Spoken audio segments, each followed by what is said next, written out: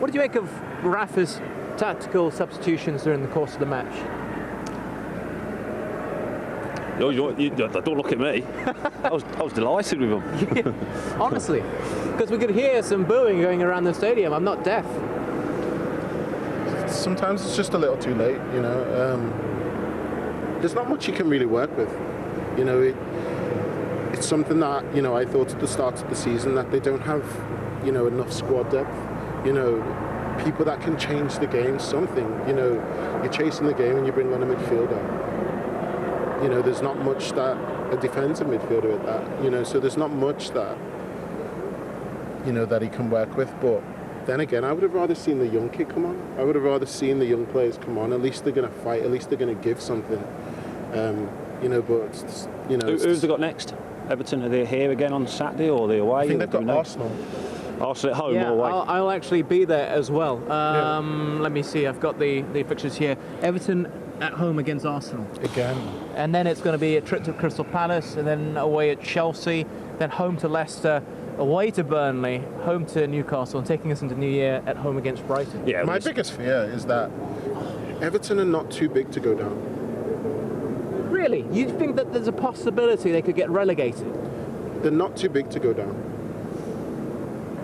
You know, and that's something that they really need to look at, especially with the fans. You've seen the fans here, they've already turned on the team. If they lose again to Arsenal at home on, you know, in the next game, I don't think Rafa will be after that. You know, they're right down there. And then you said after Arsenal, they've got Crystal Palace away, who are playing really well. If they lose those two games, and I don't think they've got the fight. I don't think it's a different team. You know, it's a different team to when we were here. We could have, you know, we'll roll our sleeves up. I don't see that there.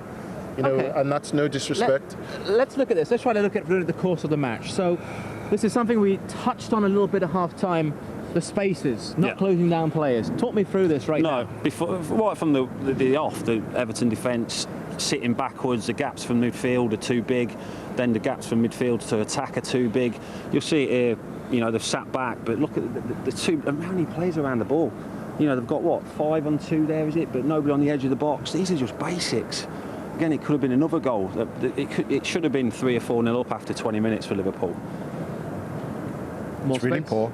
You can't win games if you don't close people down. It's like I said, it's closing down, but then it's not closing down at all.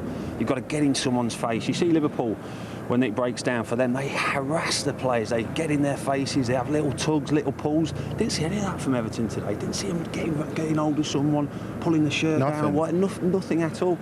You know, it's a Merseyside derby. First 2 minutes, Liverpool had 3 chances. I mean, I know that's actually defended quite well. But look at that. Look at the gaps. 10 yards. What's that? Nobody within 10 yards. Going backwards. This is what Liverpool want. They want to see the strikers want to see the defenders going back, having space to run to them. Because as soon as they get one-on-one, they're all lightning quick.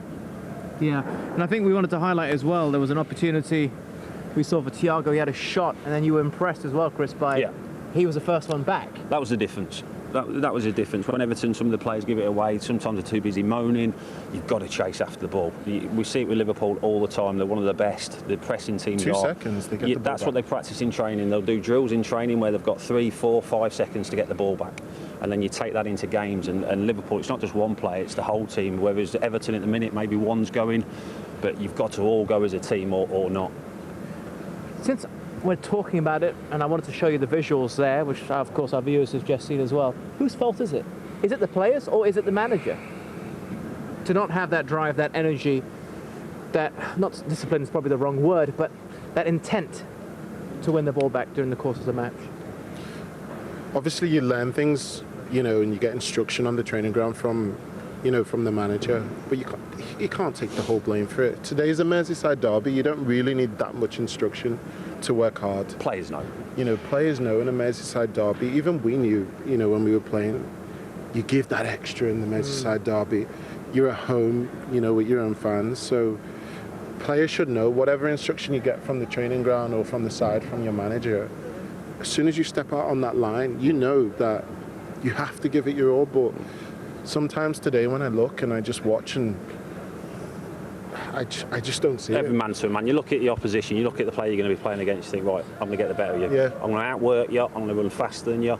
And if 7, 8, 9 of you do that in your team, you'll win games. Yeah. Everton have probably got one, maybe not even two doing that. You're not going to win games. And I know Victor said about relegation, and listen, anything can happen in football.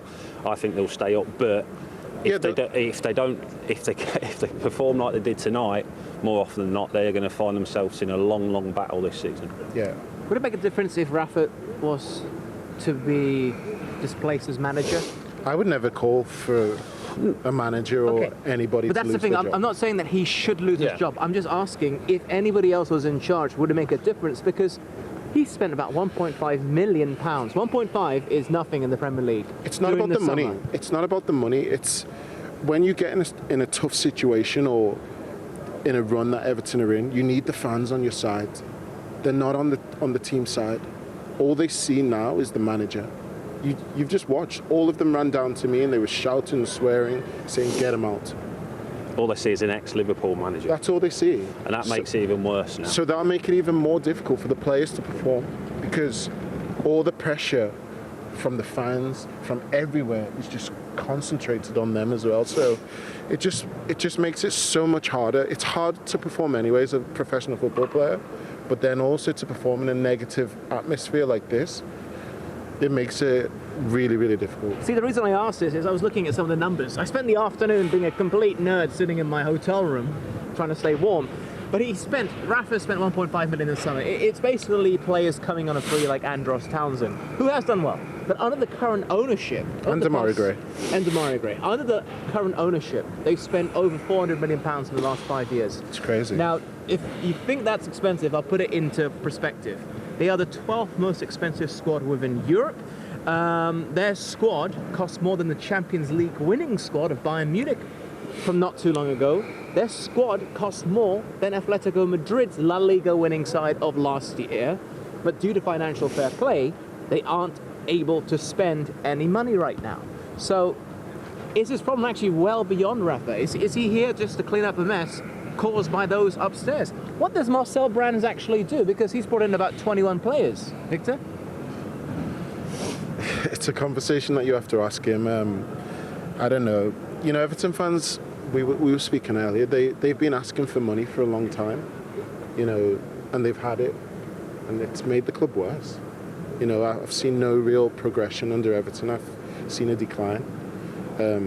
It's misused funds. You know, they've bought a lot of expensive players, not played expensive players, and you've got a lot of players here that... Yeah, you can buy expensive players, you can buy cheaper players, but the one thing you can't... You've got to work your socks off. Yeah. You've got to, as soon as you cross that line, they're not working hard enough, nowhere near hard enough. It's actually pretty embarrassing, some of it, because they're walking, they're not getting tight. And if you're, I don't blame the Everton fans. I don't blame any fans. If you're watching that, they're paying money to come, and I know people take it overboard sometimes and say stuff they shouldn't do. But looking at that hurts. That hurts any fans. And Everton fans are passionate. They've just been rolled over by the bitter rivals as well on the home patch. Destroyed. Yeah, and it could have been a lot worse. But for me now, I think being here on Saturday or Sunday, whenever it is, I think it's a good thing, because you've got to front it up now. Everton players and the staff have got to front it up, and they're going to have to do it here in front of their own fans. So, you know, Arsenal at the weekend, extremely tough game again, but I think... With an ex-player coming back in Mikel. Yes, yeah. Well, you get that, and he's doing well now for Arsenal. There's going to be another. There's no easy games. When you're losing games, it doesn't matter who you play, whether it's teams near the bottom or the top. There's no easy games at all. But Everton have got to turn up Saturday now, because they know what they're going to get. The fans are going to be hostile from the start. Things don't go the way, it's going to be exactly like it was tonight. So they've got to turn it around, and they've got to do it on Saturday or Sunday. Yeah, they'll at least have an extra day's rest, because obviously Arsenal are playing tomorrow at Old Trafford against Manchester United. But some of these signings, do you question some of them? I mean, let's not forget James Rodriguez came here. He spent a lot of money, I believe he was on for his wages. I was reading a report that Alex Iwobi, when he was bought, he was on holiday.